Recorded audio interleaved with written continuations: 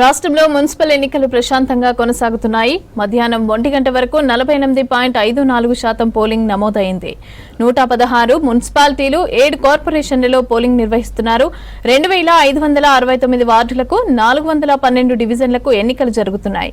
సాయంత్రం 5 గంటల వరకు పోలింగ్ జరగనుంది.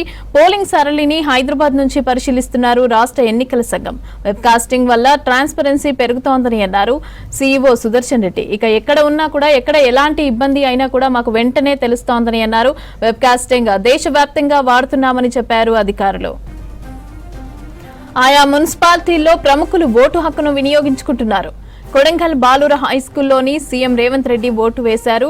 నిజామాబాద్ మున్సిపాలిటీలో PCC chief Mahesh Kumar Goud vote హక్కును వినియోగించుకున్నారు. మదిరాలో బట్టి విక్రమార్క, మంచిర్యాలలో మంత్రి వివేక్ వెంకటస్వామి ఓటు హక్కును వినియోగించుకున్నారు.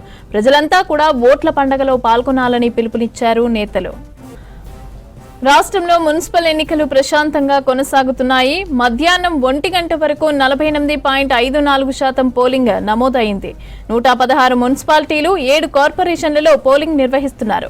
2569 వార్డులకు 412 డివిజన్లకు ఎన్నికలు జరుగుతున్నాయి. సాయంత్రం 5 గంటల వరకు పోలింగ్ జరగనుంది. పోలింగ్ సరళిని హైదరాబాద్ నుంచి పరిశీలిస్తున్నారు రాష్ట్ర ఎన్నికల సంఘం. వెబ్ కాస్టింగ్ వల్ల ట్రాన్స్పరెన్సీ పెరుగుతోందని అన్నారు సీఈఓ సుదర్శన్ రెడ్డి. ఎక్కడ ఎలాంటి ఇబ్బంది అయినా కూడా మాకు వెంటనే తెలుస్తోందన్నారు. వెబ్ కాస్టింగ్ దేశవ్యాప్తంగా వాడుతున్నామని చెప్పారు అధికారులు. ఆయా మున్సిపాలిటీల్లో ప్రముఖులు ఓటు హక్కును వినియోగించుకుంటున్నారు. ఇక కొడంగల్ బాలుర హైస్కూల్లో సీఎం రేవంత్ రెడ్డి ఓటును వేశారు. నిజామాబాద్ మున్సిపాలిటీలో PCC chief Mahesh Kumar Goud vote హక్కు వినియోగించుకున్నారు. మదిరాలో బట్టి విక్రమార్క, మంచిర్యాలలో మంత్రి వివేక్ వెంకటస్వామి ఓటు హక్కు వినియోగించుకున్నారు. ప్రజలంతా ఓట్ల పండగలో పాల్గొనాలని పిలుపునిచ్చారు నేతలు.